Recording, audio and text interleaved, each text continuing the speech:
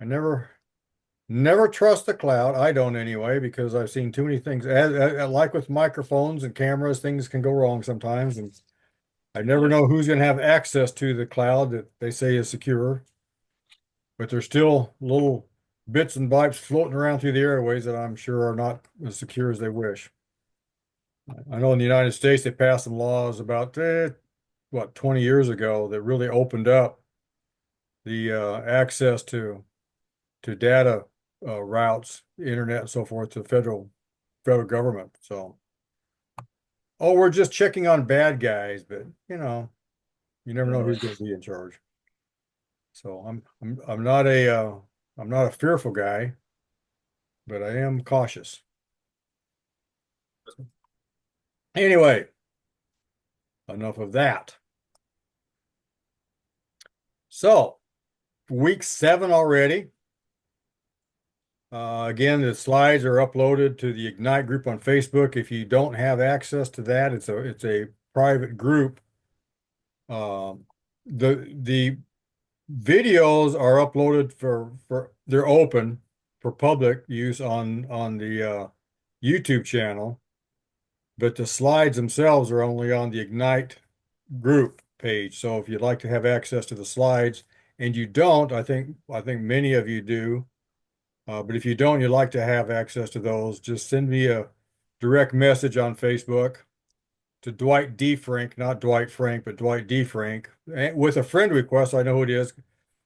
Yeah, I'm amazed when I get friend requests on Facebook, how many young women from Singapore went to school in Paris, moved to Los Angeles, and now run their own cosmetics business.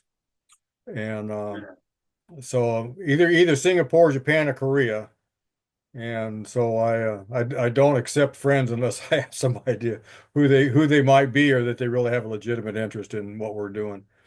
And there's a lot of other people that are part of that on that page as well that get information. But for those that are involved in what we're doing specifically here, then I've got a separate private group for that.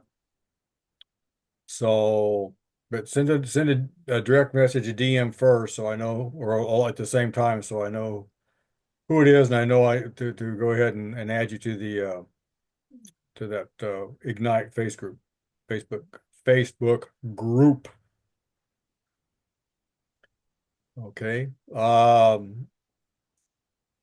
thank you for the time together. I really relish these times, and I am so grateful for the opportunity, but I also am grateful that your Holy Spirit opens our ears, opens our hearts.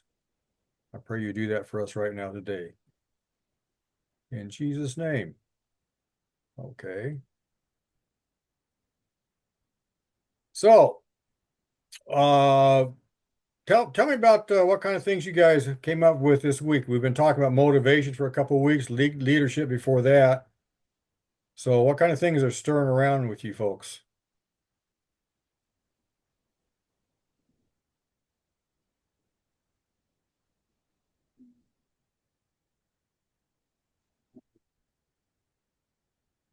I was just um, compromising. You're talking about it in week 6. You're talking about how it always takes away from productivity and reliability.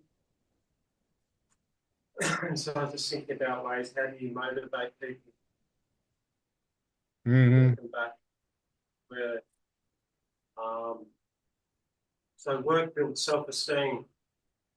Hey, how do you get people back into that mode where they're productive in themselves and and it's relational as a leader, Yeah. that encouragement side. Uh, yeah, trying to when you work as a team, it's a lot easier. Is Right. that Yeah. yeah? And And that's establishing a culture, isn't it? Is a culture of last week working together, cooperation. Yeah. you're touching on the relation, Yeah. Good stuff. you're touching more on the relational side, yeah. And so you're talking about getting to know the people and what works. Yeah, that's a nice thing about Also, working with people who are chasing after God is because they understand that relationships are really the heart of what we're all about. And so it's easy to transfer that over into applications, into actually doing things and talking about how we do the things that we do. So good stuff. One thing Anybody for me, else? yeah, one thing for me is when you're actually the one coordinating things and just knowing what points to stay focused on and how to avoid, like, say something small comes up with a small mishap, but that small thing ends up being focused on by 3 or 4 team members without them realizing it, and just knowing when to say, hey, like, don't put that aside for now, just stay focused on what you need to be doing. But yeah, so small team coordination. Yeah, yeah. And that's why the vision has to remain in front because again, the adversary loves to distract us. And if he can just get our minds Chemicals, just turned to the side a little bit for a few minutes, then it can really slow things down a lot. I came across an interesting quote this week. It's by Maya Angelou. And it says, "Nothing will work unless you do." And I was like, wow. It's like we always say, "Oh, I've got these ideas," and we be really motivated when we hear ideas and when we hear things and we hear solutions. But unless we actually work the solutions, they won't work. And it will just be another thing that we tried and didn't work. And I think sometimes people's motivation wanes because they tried so many things and it just doesn't work. And so they're not motivated to try a new thing or to try a different way. But so it's like, well, it doesn't matter what you try to get to motivate yourself or other people. It's not actually going to work unless we work. Yeah, We actually have to work it. yeah. Motivating and leading is not passive, is it? It's not sitting on our little thrones and pointing our fingers in different directions. Oh. I Nancy and I started watching. We'll watch like one 20-minute episode in the evenings. It's an elderly couple in England that just like to take canal trips, and so they've been doing canal trips all over England, Scotland, Ireland, and France, and different places, and they're in their 80s. They're both professional actors, and so but the guy made a comment. His wife is having a little touch of Alzheimer's because she doesn't remember a lot of things, and there's sometimes she doesn't really understand what she's doing, but the basics she's fine with, but just sometimes uh, she's not really quite where he is, and so they plug along, and he just made a comment on what we were watching last night that really reminded me of what we're doing here. He said and just exactly what you just said is that we don't really do anything, get anything done or have any adventures if we don't just get up and do it. If we stop and try to think of all the things that could go wrong, then we're just wasting our time. We just need to get up and go do it. And so sometimes we need to quit thinking about what could go wrong and just get up and go do it. You call it the paralysis of analysis, where you just keep thinking and thinking, trying to work all the details out. And there's a lot of people just kind of sit down and wait for God to do it too. So good stuff. And I'm sure we're still making our beds in the morning. right? Yeah. I was waiting for at least one response to that. Thanks. Okay. But we're going to take some time, and this just popped in my head about 5 minutes ago. Two are better than one, and a threefold cord is not easily broken. Because I was thinking a while ago that the scriptures are probably the most practical things ever written. There's a lot of things that we don't really understand. I've been reading in Leviticus lately, and if you kind of want to read through stuff without having any idea what it means, try Leviticus on the sacrifices for the sin, the transgression sacrifices, and the wave offerings and the heave offerings, and you think, man, you could spend a lifetime trying to figure all that out. But it struck me in the whole process, God knew what he was doing. And then he was actually making way for the priests to be provided for and so forth. But there's a lot of that stuff. But in the meantime, it's amazingly practical. And there's a lot of things that we actually put to work on a day-to-day basis on living our daily lives. And so this is a great one where we are two are better than one, and a threefold cord is not easily broken. So we're going to talk about groups and teams. And along those lines, no man is an island is an old phrase from I think it's from an old poem. I'm not sure. But the thing that we understand, although we don't talk about it a whole lot, is that people are really driven. Human beings, God made us for relationships. God made us to be connected to other people, to belong to something bigger than ourselves. And so, people join organizations just to be part of something. There's a lot of social organizations that people join up just to be part of something. And of course, we have workplace organizations, and within workplaces or within different kinds of things that we're part of, there are little smaller groups that we kind of join up with and stuff. But we go to public events. We like to go to different kinds of things where there are people around. We spend time with friends. We don't do well as people if we don't spend time with other people. We don't have connections, and so it's really part of who we are. And workplaces for a long time were really sort of individually focused, especially since the Industrial Revolution in the 1700s, where people were given, this is your job, stay right here and do this. And so people really got isolated. And funny thing is, the most stressful kind of work there is when you're working at a machine and the machine dictates the work pace and kind of an assembly line thing. But people are getting extremely stressed out and they just get fried doing that because we need relationships. Uh, Relationships give us a sense of who we are. Um, they give us a sense of purpose. They give us a sense of acceptance. And actually the groups we connect with, the people we connect with, are a big part of our identity. And it's always fun to stop and think about when we did different things in our lives, how we changed ourselves to fit in with the people that we were with, whether it's a work organization or not, whether it's a work organization or a social organization or a church organization or whatever. We actually change, or we'll change how we talk, we'll change how we dress, we'll change the places we go, where we eat, the kinds of cars we drive, all kinds of things change as we move from place to place. And it kind of struck me funny when I realized that with some of the different jobs I've had, how I would change uh, to because people I worked with did certain things. I worked at a chemical plant for a while, and a lot of people like to go fishing, and it was a rotating shifts, and so a lot of times people when they got off early in the morning, if they were working the graveyard shift at night, they'd get off and they'd have their fishing boats parked. They'd bring them to work and they'd park them and they'd take off from work and immediately go to the rivers and the streams and go fishing. And I actually kind of started getting interested in fishing. I never really did because I wasn't that interested, but I started trying to figure out something about fishing.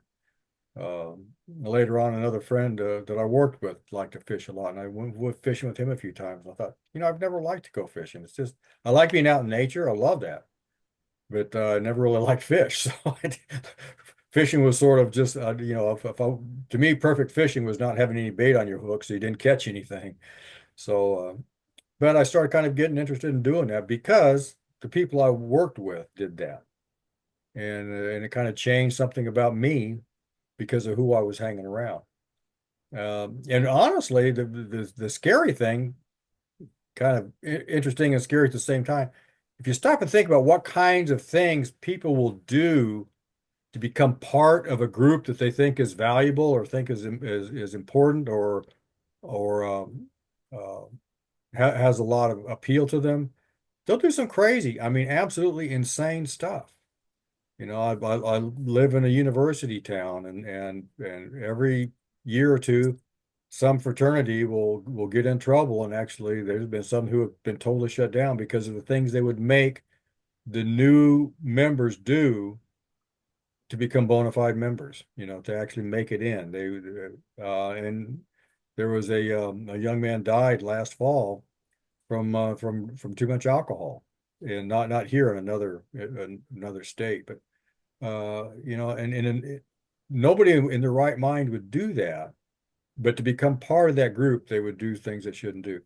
And if you're the really scariest ones, or we think about what like the Nazis did in Germany in the 1930s, to actually think it was a good thing to kill millions of people, and then to take their bodies and do really bizarre things with them, and just think that's devious and satanic. But still, people would do some really strange things to be part of groups that they thought were important to them.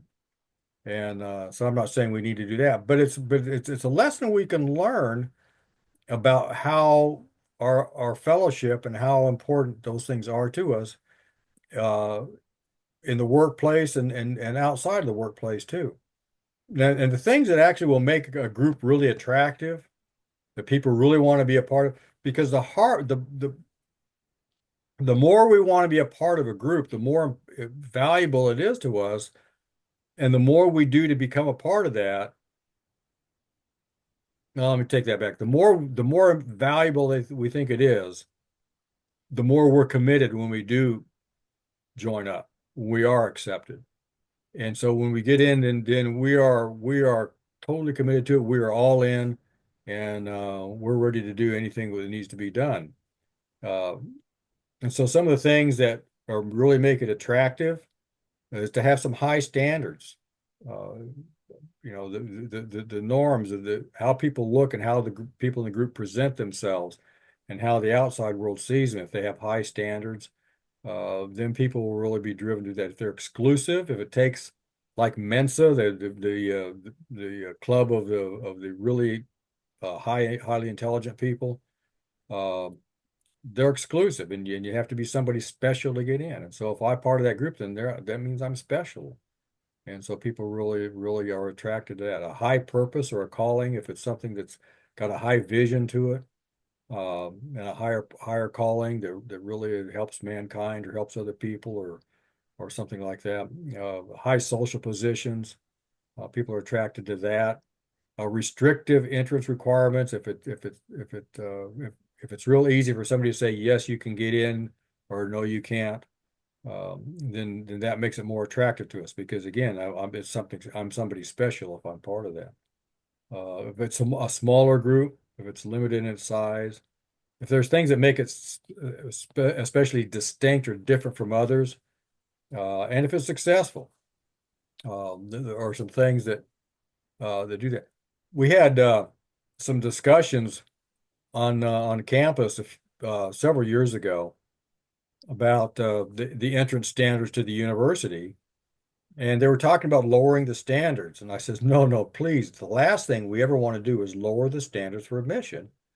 Now, if there are people who want to get in and haven't quite met that, then we can try to figure out some ways to help them. But if you lower the standards, it does two things. One is you begin to bring in people that really their giftings are better used somewhere else sometimes. And so by telling people, in my state for many years, they told people that if you have a college degree, you'll make this much more money than people that you don't. So, and we would like everybody in our state to have a college degree. Well, it was a dumb thing to say. The governor of the state actually is the one that said it, and it was really dumb because it drew a lot of people to the universities whose talents really were better used doing something else. And so why are you driving people into something that they're not really designed to be successful at? It doesn't make sense. And so that's one problem, is you start trying to accommodate people who are really best used in another capacity. But another thing is when you lower the standards, then the group becomes undesirable. The club or the institution, the university, the company, or whatever, becomes undesirable and becomes kind of low rent. And who wants to be part of something that is people don't see as valuable? A lot of times I've talked with people who said, well, we need to get people to come to work. We're having a lot of problems with absenteeism and tardiness, so we're going to give them bonuses for coming to work regularly. And that, well, people come to work more often, but I said, but what does it do to the morale of the organization? Because what happens is you're actually saying, well, we have to bribe you to come to work every day. And if this workplace is so miserable that I have to bribe you to come to work, then while you're here, your attitude is really going to be bad. And so it really works the wrong way. And so I'm not saying to uh, try to be uppity and be unfair and or prejudiced in how you treat people. I'm saying that you need to elevate the standards and say this is who we are, and not because you're trying to be better than anybody, but because you're trying to reflect the kingdom of God and not trying to reflect something less than the house of the Lord.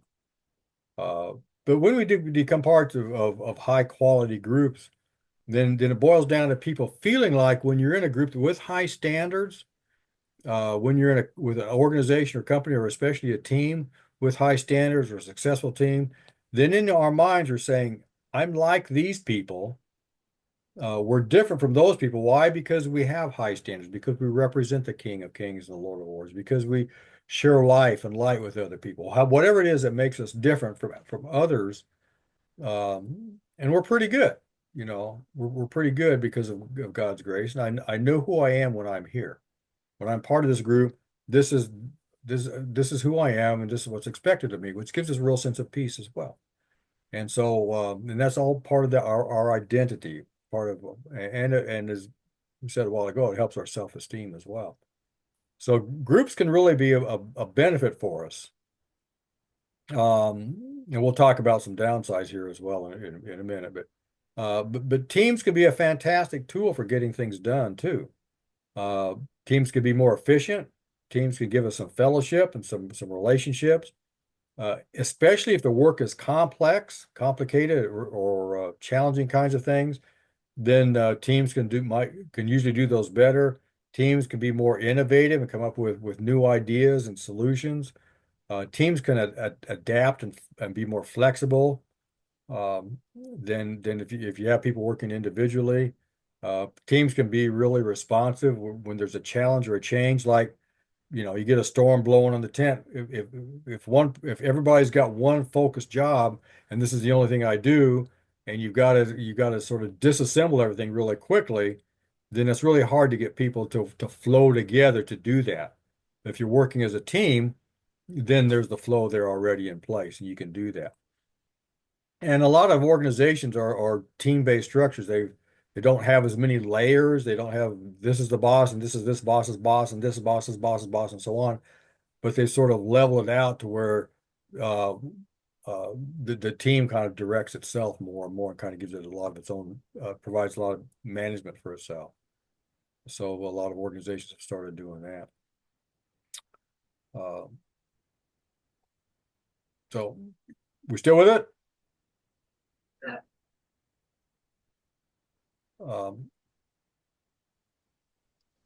If you want to go quickly, go alone. If you want to go far, to go together. And kind of there's a real important lesson for us here, because there are times when using a team is the best thing to do. There are times when not building a team is the best thing to do. Okay. It's almost always easier and faster to travel by yourself. Okay. You don't have to coordinate schedules and all kinds of things with other people. You just get in and go. But it can take time and energy. Now, if you're just sending somebody down to pick up some supplies, do you need to send a team to do that? Probably not, right? But if you're hauling some equipment from there up to Darwin or the North Coast, do you want a team to do that?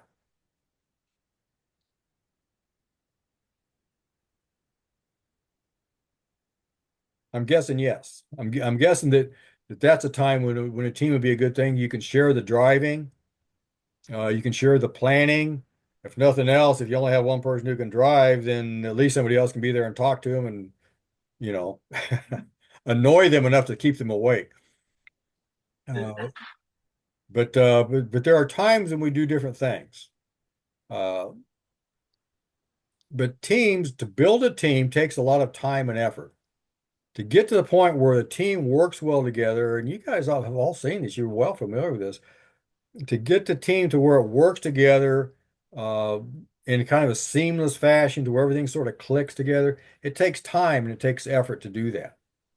And so sometimes it's not worth the trouble to do that. Sometimes it is. And so if the work is complex, if one person cannot do it easily alone, then a team may be a better choice. But if it's something that an individual can do best alone, then why go to the trouble and the time to build a team to do it? It's not worthwhile. And so there are times to do whatever needs to be to use whatever kind of system needs to be used. So when it fits the work, when it fits the objectives of what you're doing, then use a team. If not, don't worry about it. Now sometimes you want to build a team just because you need to develop the connections and the relationships, and that's okay too. It doesn't have to be strictly work related. It can be for a higher purpose. And so that's okay too. But if you don't have the higher purpose, and if it's not a work related reason to do it, if you don't have a good reason to build a team, make everybody's life a little bit easier because everybody's going to be frustrated just as frustrated by going through the team process if you really don't need to.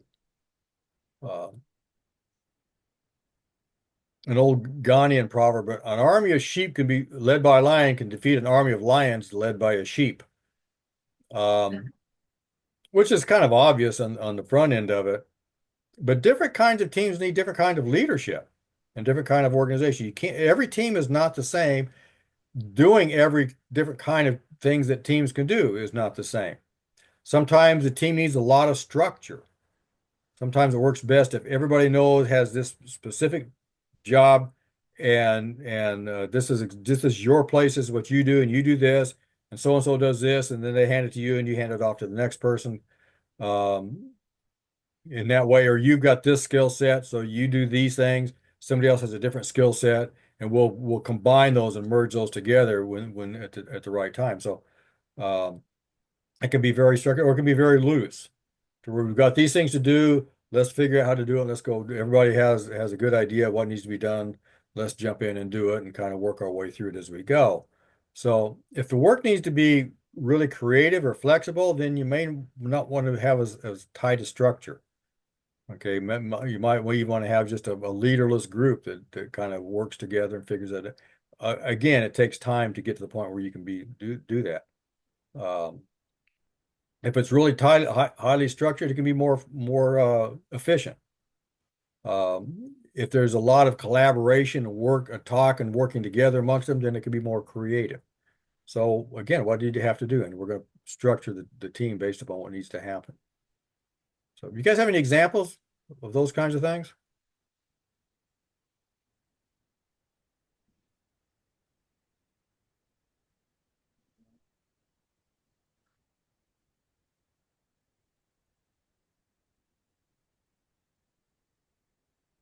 I don't think we do.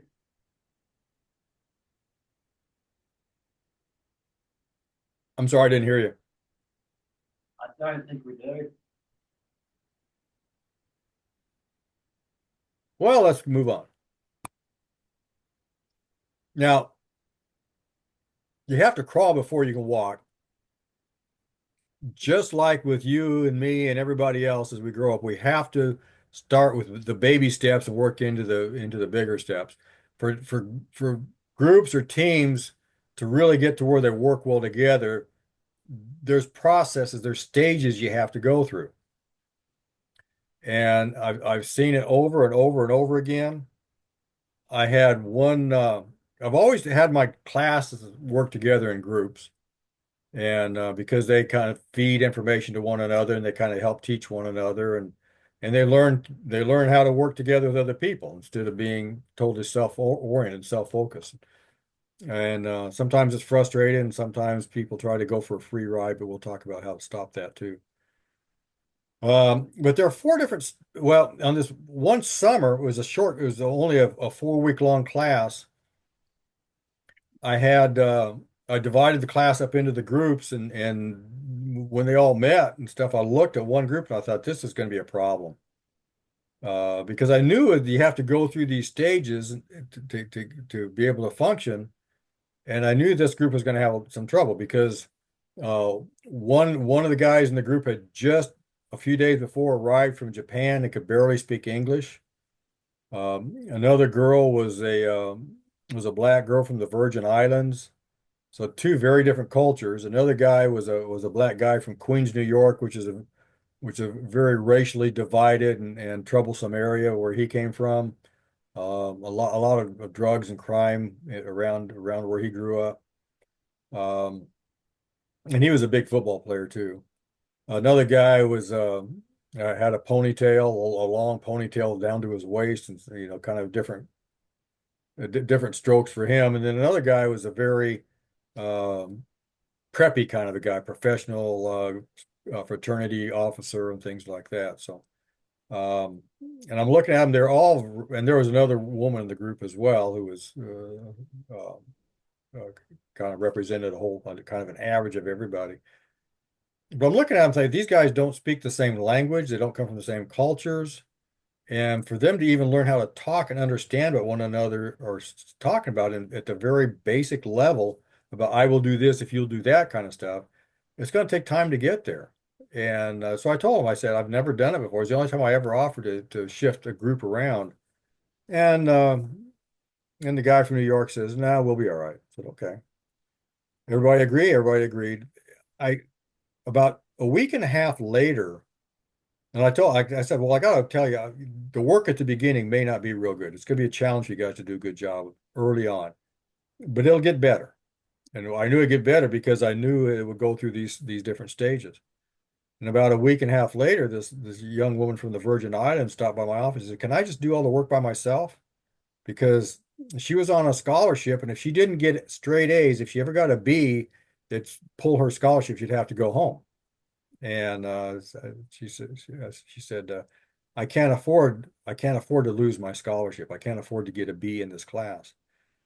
And I told her, just don't worry about it. I will make sure that a decision I make does not cost you a letter grade or your scholarship.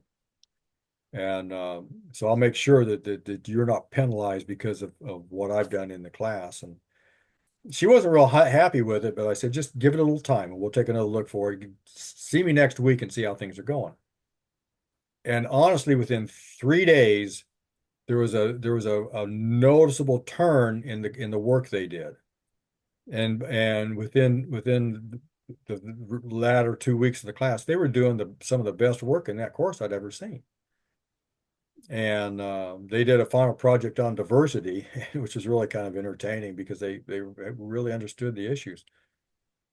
But what it was, I just knew they would go through these stages of being able to work through these things to where they could actually function well together. And when they did, they really did well. And now, honestly, everybody in the group earned an A in that class. They did really well. But the 4 stages you have to go through, they got your little cute names for them: forming, storming, norming, and for performing. In the forming stage, it's when people get together, you're all excited about something new. Your ears and your eyes are wide open, trying to soak up everything you can to figure out what it's all about, what you're going to do, how you're going to work together, who the other people are. It's kind of an exciting time, and everybody's kind of committed to it. Uh, After a while, the kind of novelty, the excitement wears down a little bit, and you start seeing some of the differences in people. Some people might irritate you a little bit. They might have some habits you don't quite get along with. You may have a hard time understanding where they're coming from. They may see things differently from you, and so that kind of might. And after a while, you just kind of go through the stage where uh, you don't really like the group. That's where this young woman was when she stopped by my office. Was this storming thing where there's some friction. People aren't getting along real well. Some people are trying to be the important person, the leader, and kind of push people around sometimes and different. There's a lot of stuff going on, and so that's kind of an uncomfortable time for everybody. But most of the time, you just give it a little time and make sure they're staying on task. Then you get to the norming stage. Norming is when people begin to understand more about one another. They understand more about the group. They understand more about the jobs they're doing and how to work together. And once they kind of get a sense of all of that, then you can really get to cracking. You can really get some stuff done. Um, and so it's really important, first of all, to be patient with groups and let them work through these. But it's also a good idea to kind of work with them to kind of create situations that help go through that. So, and sometimes groups will go through it really fast, and sometimes they'll go through it slow. But having a strong sense of purpose can really help. Um, Sometimes if they've got a like Ignite does a focus on a higher purpose and a higher calling, then that can really do something that pulls people together. So those kind of things can really help. Just giving them some jobs to do early on that gives them time to get to know one another and get to work together and get to learn about one another, and without a whole lot of downside to it. Then that can help too. Just give them some assignments to say, go over here and figure out how to put this thing together. And so they'll fumble around through that and kind of work through some of the things in the process of doing that. Help them develop a culture amongst themselves and help them do things that get them to have to talk to one another. One of the early assignments I would give groups is just say, should schools teach values? And they'd talk about that for a while, and it helped expose people's differences. And they got to learn a little bit more about one another, and then I would give them the answer to that. And well, it's we teach values whether you want us to or not. That's what schools do. So, so I tricked you with a question anyway. Actually, in almost 30 years of asking that question, I only had two people that had said, "Yeah, this is a bad question." I said, "Good for you, you caught me." Uh, work on developing a cohesive culture. Again, some challenging assignments sometimes where there's more stress and threat, and they do that, but you don't necessarily want to threaten people. But you give them some challenges along the way. Can help with that too. Um, it takes all kinds to make a world, and it takes all kinds to make a group. Uh, and kind of the way that can work is with groups need to develop two things, okay, to really get to working together. One are some norms, some unwritten rules about the standards, and they may be communicated and talked about, but you don't have necessarily a guidebook. But the standards about the quality that you do use, the standards about how people interact and work together, the standards about being collegial and mutually supportive, helping one another out. It's just kind of the personality of the group that everybody understands and shares these understandings, the beliefs about this is who we are as a group. Okay, we're hardworking. We are uh, helpful to outsiders, helpful to one another.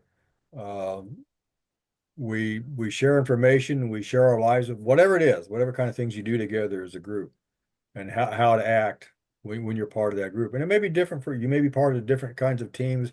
If you have a job outside, then you're gonna have one way that you kind of fit in out there, and another way. That doesn't mean you're compromising yourself. It means you're adapting to kind of be able to communicate and work together with different groups of people. Some of those things have to do with performance. Uh, Again, how hard we work, how what our output should be, whether it's really a high quality, fast stuff, low quality, quick, whatever it is, whatever kind of things those things are, how we get the work done, whether we are very innovative and creative in the process, or whether we follow the kind of accepted professional standards, whatever it is. Whether it's okay to be late now and then or not. All those kind of things are things that become acceptable. Now, a while ago, we were talking about compromise, and sometimes this is a place to understand that when you begin to compromise a little bit, these norms, these expectations can kind of get dampened a little bit, and all of a sudden they'll start fracturing. So you need to be careful. You don't need to be a cracking the whip and snapping people in line all the time, but you need to understand that that these norms of how we act and how we get along and how we work together are important. Some other kinds of norms might be how we look, how we present ourselves, to ourselves and to the outside world. Because that image has a lot to do with how effective we can be in getting things done. If you're out doing street ministries, how do you present yourself? If you're out setting up tents, how do you present yourself? If you're actually conducting a crusade or some meetings, how do you present yourself? What do you look like? How do you talk, and those kinds of things? And they don't always have to be the same. They can adapt for different situations, but it's important to keep those things to where people understand that.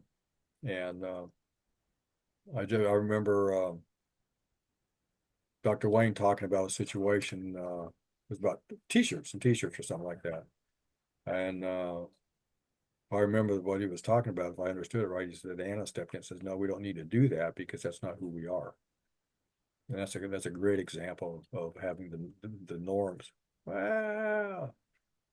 Those norms in place that say this is who we are, this is what we do.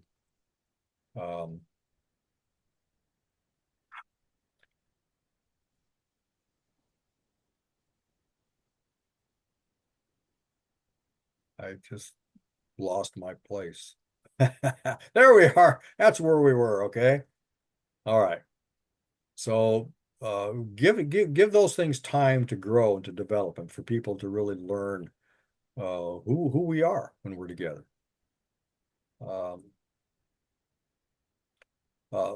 Another part of this taking all kinds to make a world is not only who the group is, but who I am when I'm part of this group. Okay, how do I fit in? What is expected of me? Some people are going to have leadership kind of positions. Some people are going to do these kinds of things. And so how I fit in with the group may change from time to time, or it may be fairly consistent. The group leader may be the same in all kind of situations, or you may have one situation doing one kind of job where so and so takes the lead and kind of is the leader that kind of gives direction for everything. And another kind of job, then somebody else may do it. Because that's their calling, that's their gifting, that's what their training or whatever it might be. They may just see the situation, but they may have a better understanding of what needs to happen in one situation versus another. But still, it's important for people to have a good sense of how I fit in and what kind of things are expected of me, and that we don't have to we can sit down and talk about it, and that's a good thing to do, but we don't have to go through it step by step every time. We need to kind of learn along the way how I fit in. So some examples of the different kind of roles that people might have. A group leader who's the one that kind of pulls people together, gives people direction and initiates and gets the momentum moving. A lot of times there's like a second person, sort of sometimes I call it a sidekick, like the sidekick in a movie, but really it's more than that. It's somebody that if somebody in the group has a question, what are we supposed to be doing now? Then they go to this part. The leader is distracted with providing leadership for the whole group, but there's somebody else you can go to and ask about. I forgot what we're doing. I forgot what I'm supposed to be doing. I forgot something, or I wasn't clear about this, or where I'm supposed to be going to get this stuff, or whatever. Somebody else you could ask about how to do the job itself. Sometimes there's a person who does the outside communications.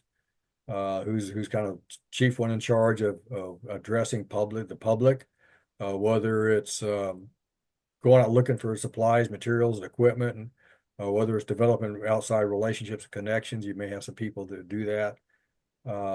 Sometimes there's another one who seeks information about the job. If you're going out on a tent crusade, then there needs to be some information about the community, about the resources in the community, where you're going to be able to locate what the local ordinances are, and how to work with those. And so there'll be a person who kind of takes the lead in that. And again, it may change from time to time, or it may be the same person from time to time. That doesn't matter. What matters is people know how they fit. A lot of times there's a social minded person who just keeps the group kind of working together. If people start getting irritated about something, they kind of soften conflicts, they kind of soften challenges, and kind of get people back together again when they start getting a little frazzled. So those are all different kind of things that people can fill in and get done. Besides actually, the nuts and bolts of doing the work. Y'all heard this one, I'm sure, right? Yeah. Yeah. But does it? But does it? It can, but again, well, as we've already seen, there are times when teamwork is not a good idea, and there's times when we have to stop being performance focused and work on processes of building the team. But there are some other things too. And basically, for a group or a team to work well together, there's like 4 things that got to happen. Okay. One is they need to be cohesive. They need to have a sense that this is who we are, that I'm part of this team, and I'm committed to this group. I'm committed to this team. I'm committed to the people in this team. The scripture calls it the unity of the spirit and the bond of peace. Okay, so we need to have that unity going on there. There needs to be clear communication, and that's something again.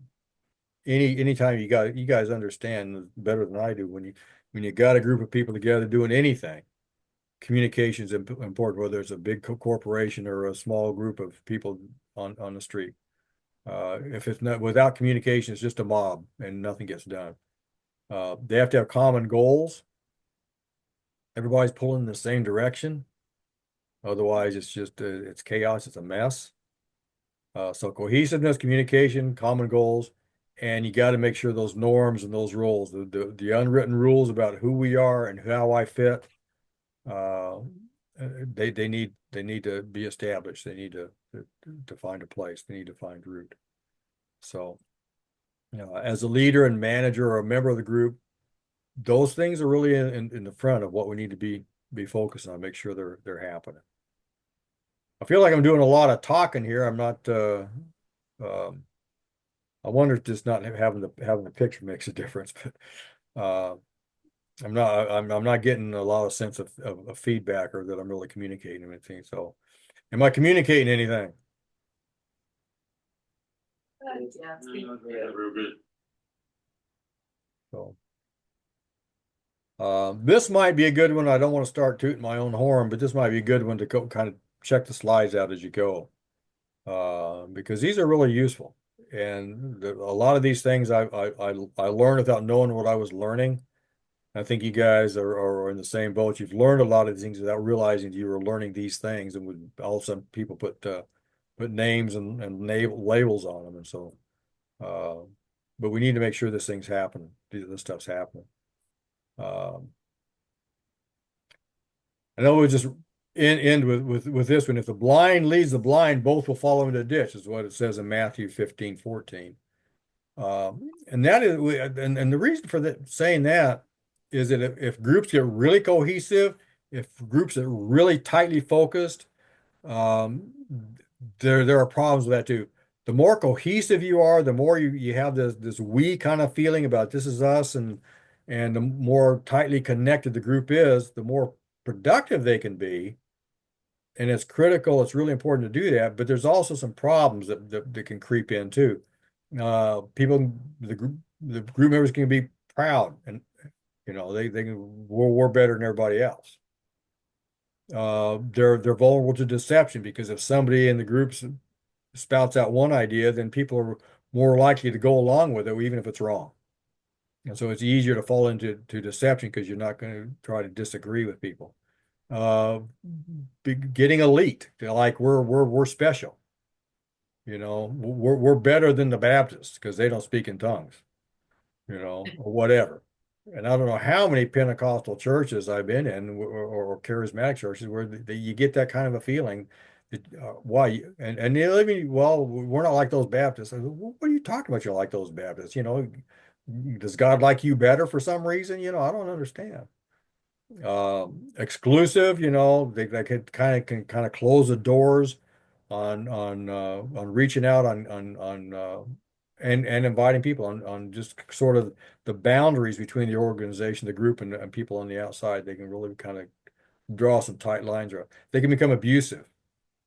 And I used the Nazis as an example earlier on, but they can become very abusive to other people.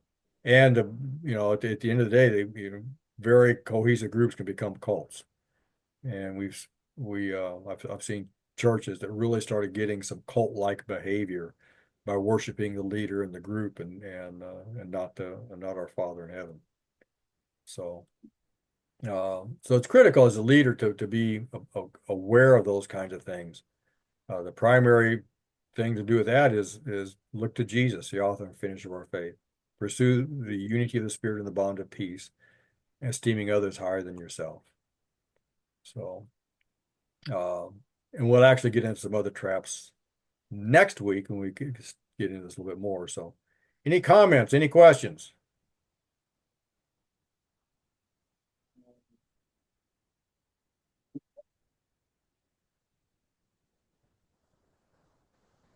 It's funny, everything you've been talking about is just what we've been doing actually, just in the last couple of months.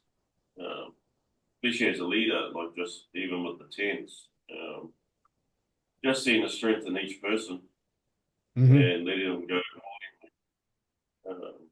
to what they are capable of doing, not giving them too much, not giving them too less, but knowing their capacity or capability and what they can achieve. Just everything you've been talking about. And yeah, it's not easy trying to get everyone to work together. and just as, just with the tents, even getting other people from the outside to give us a hand and all this sort of stuff. Just seeing, just that communication that you're talking about, communication and towards a vision and why they're doing it and what's the purpose of why, as well as what they're doing. Because it's easy to be like a dictator or whatever when you're leading something, but yeah, we know that doesn't continue. But I like the one you said that quickly, but when you work together, you seem to go further. yeah. And man, you're forever learning how to be better. I guess that's the other one too. It's not having a perfection, not doing it as a perfection. You perfected something, but just as an excellence, like just as a standard. So because just the other day, just yesterday actually, when we were doing, we were packing up everything. If it wasn't for the communication and with the boys, like we wouldn't have got it done efficiently on how we got it done. Just knowing that, like, you can trust someone, like you were saying before, in a position where you hand it off, or not hand it off so much, but you got their faith in them that they have that ability to take this area and spread it out more than the leader taking the whole thing. Yeah. And sometimes it's easier just to say, forget it, I'll do it myself, And but It is actually, then you start burning yourself out. yeah. And I really appreciate you saying those things for a couple of reasons. But I've been hearing in the conversations we've had and listening to some of the presentations that Dr. Wayne's been doing over the last few weeks. I've heard echoes of those kinds of things about building the teams and developing the teams and working together to get things done. And so I was really kind of excited when we got to this part because I thought it might be something that you guys could connect to.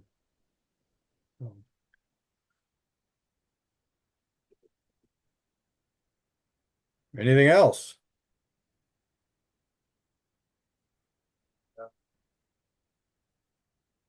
All right, well, we'll continue this for another week, and I've got some more to talk about in terms of some of the traps and the pitfalls and some other things that can kind of help us walk our way through the process and understand. Again, like you say, you've been working on these things for a while and you understand it. Sometimes it helps just to see it and put words and labels and names on things. So you say, yeah, I'm not the only one trying to fight through this. I understand how it all fits together now. So hopefully this can help with that. Um, so try to come up with some other ideas, some other proverbs or speak or examples. What you guys share really does more for this than anything else we do. Uh, so, so please jump in and pitch in. What you share does more good than what I share, because it's the things that you guys can connect and relate with. So, and again, the replay videos will be posted. I'll get those done a little later on the YouTube channel, Night Management 2 playlist. So that's the end of that. And right on time to let you guys go to your next event for the day, right? Yep. Blessings to everybody. Thank you. Brian. Thank you, Ryan. Yeah. I was going to say good to see you, but good to not see you. Thank you so much. And We're good to see you. Thank you. See you then. yeah. Well, blessings to all you guys. See ya. Bye. Yes, that's it. Thank you. My pleasure. Trust me.